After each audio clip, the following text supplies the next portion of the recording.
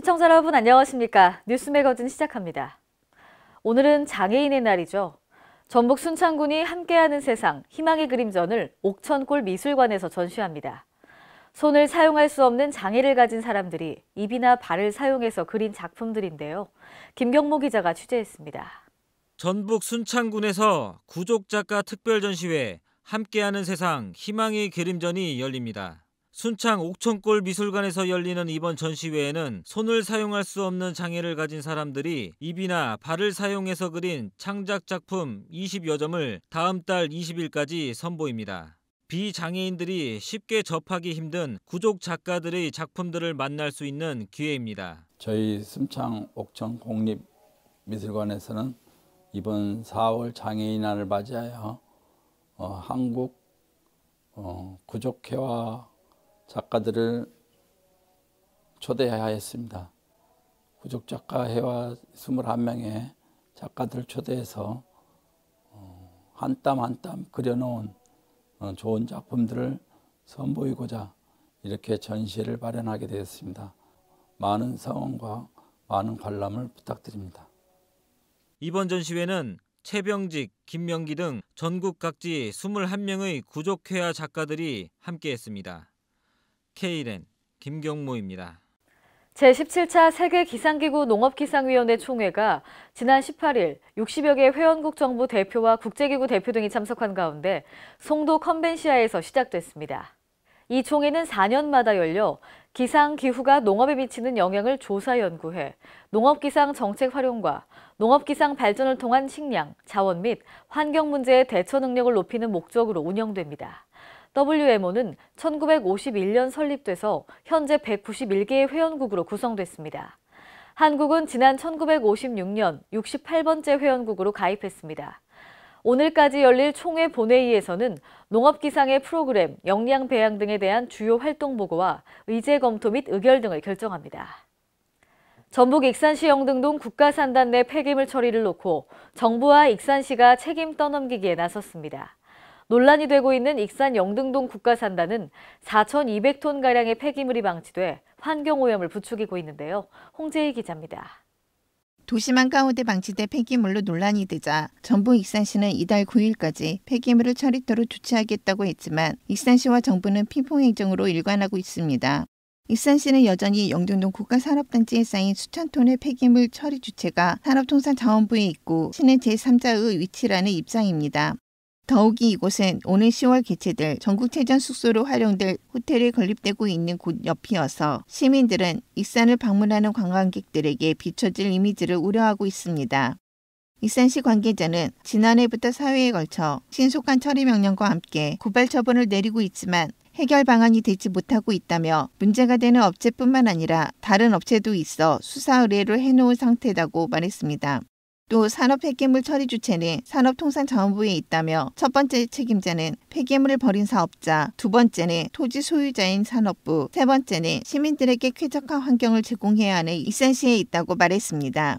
이에 대해 산업부 관계자는 폐기물 관리법에 보면 첫 번째가 폐기물 배출업자, 두 번째는 환경부와 지자체에 있다며 현재 업자가 무단으로 건물을 점유하고 있어 폐기물이 처리된 후 산업부에서 건물 철거에 대해 논의될 것 같다고 말했습니다. 폐기물 관리법을 보시면 폐기물 어떤 배출 및 처리 상황을 파악하고 관리해야 되는 거는 폐기물에 대해서 되집행을 할 수 있는 거는 환경부 장관과 시도구청장이거든요. 익산시 관계자는 국가산단이 익산시에 위치하고 있어 익산시도 완전히 책임이 없다고는 말할 수 없지만 기업을 관리하지 못한 정부 책임이 크다며 시에서는 시 역할에 맞게 축구 명령을 내려 처리하겠다고 말했습니다. K랜 홍재입니다. 광주광역시 자원봉사센터는 지난 18일 시청 야외음악당에서 자원봉사자 500여 명이 참석한 가운데 봄 김치를 담고 나누는 행사를 진행했습니다. 이번 봄 김치 나누기는 광주 지역 소외계층 4,600여 명에게 봄이 전하는 한 끼 밥상을 전달할 계획입니다. 또 서로의 안부를 묻고 안전한 환경에서 안심하며 살 수 있도록 어려운 이웃들에게 전달하며 안부를 묻는 활동의 일환으로 마련됐습니다. 전북 임실군 의회가 지난 16일 폐회했습니다. 임실군 의사상자 등 예우 및 지원에 관한 조례안 등 15건의 조례안이 의결됐는데요. 이 밖에도 지하수 관리에 관한 조례안 등 주민과 밀접하게 연계된 조례안들이 의결됐습니다. 김경모 기자입니다. 전북 임실군의회가 16일 제278회 임시회를 끝으로 11일간의 일정을 마무리했습니다. 이날 본회의에서는 2018년도 추가 경정 및 특별회계 세입 세출 예산안을 승인하고 임실군 의사상자 등 예우 및 지원에 관한 조례안 등 15건의 조례안을 의결했습니다. 추가 경정 및 수정 1차 예산 심사 결과 올해 예산 규모는 수정 예산을 포함한 3,858억 8,600만 원으로 당초 예산보다 184억 4,200만 원이 증액 편성되었습니다. 예산결산특별위원회는 심사 결과 발표를 마친 후 2월 예산을 최소화시켜 예산이 사장되는 일이 없도록 해달라고 집행부에 당부했습니다. Kren 김경모입니다. 강원도는 지난 18일 도청에서 한국 동서발전과 에너지 신산업 기반 지역 에너지 생태계 조성에 대한 업무 협약을 체결했습니다. 이날 동서발전과 강원도는 도내 에너지 저장 장치 보급 확대와 수요 자원 거래 시장의 확산을 통해 에너지 절감 수익을 창출하고 지역 거점의 에너지 거래 시장을 구축하기로 뜻을 모았습니다. 아낀 전기 거래 사업은 전기 소비자가 기존 사용량보다 적게 전기를 쓰기로 수요관리 사업자와 계약을 맺은 뒤 수요관리 사업자가 아낀 전기를 모아 한국전력에 판매하고 수익을 나누는 사업입니다.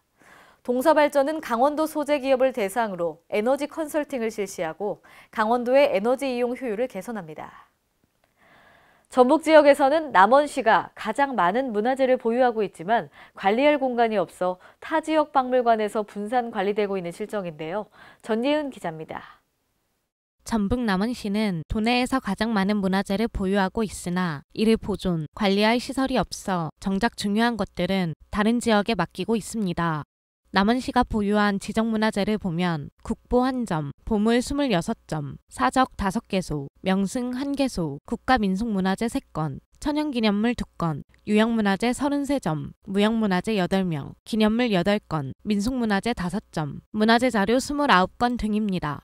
또한 남원 지역에서 출토된 국가기속문화재만 해도 4,250점에 이릅니다.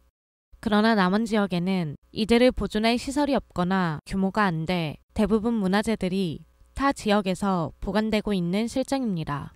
현재 남원의 문화재를 보관하고 있는 박물관은 춘향 테마파크에 있는 남원 향토박물관이 유일합니다. 하지만 이는 전국 150여개 국립박물관 중에서 가장 작고 열악한 상태입니다. Kren 전예은입니다.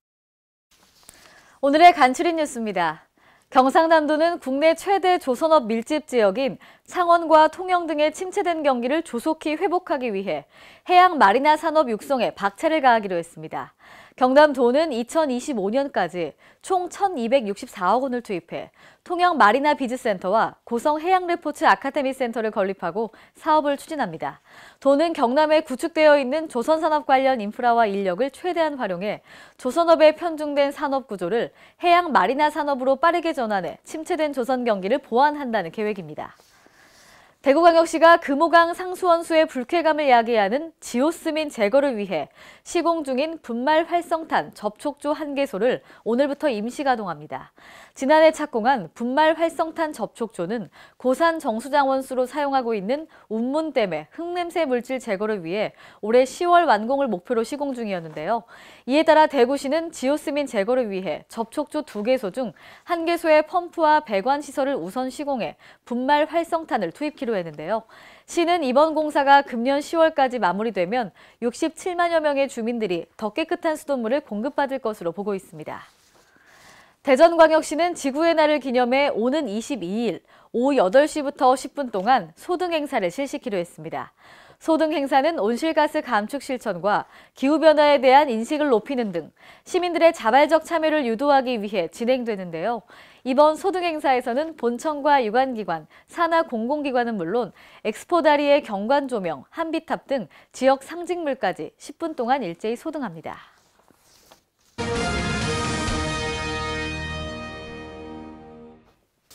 오늘의 단신입니다. 오는 7월부터는 흡연 카페에서 담배를 피우지 못하게 됩니다. 보건복지부는 최근 유행하고 있는 이른바 흡연 카페를 단계적으로 금연 구역으로 지정하는 등을 내용으로 하는 국민건강증진법 시행규칙 개정안을 마련했는데요. 오늘부터 5월 30일까지 입법 예고합니다. 이번 시행규칙 개정은 지난해 12월 30일 공포된 국민건강증진법 개정에 따른 후속 조치인데요. 또 새로 지정되는 흡연 카페와 유치원 및 어린이집 시설의 경계선으로부터 10m 이내의 구역에 대한 금연구역 안내표지 설치 방법 등에 대해서는 기존의 기준과 방법을 준용하도록 했습니다. 고용노동부는 직장 내 성희롱 피해자들이 고용상 불이익을 당하지 않도록 지난달 8일부터 운영한 성희롱 익명신고 시스템에 총 114건이 접수됐다고 밝혔습니다. 익명신고 시스템은 성희롱 피해자 등의 익명신고만으로도 사업장 실태조사를 포함한 개선 지도 등을 실시하는데요.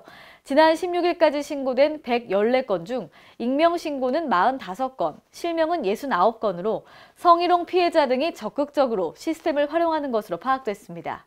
사업장별로는 공공부문은 9건, 민간부문은 105건이었습니다. 이상으로 뉴스 매거진을 마칩니다. 시청해주신 여러분 고맙습니다.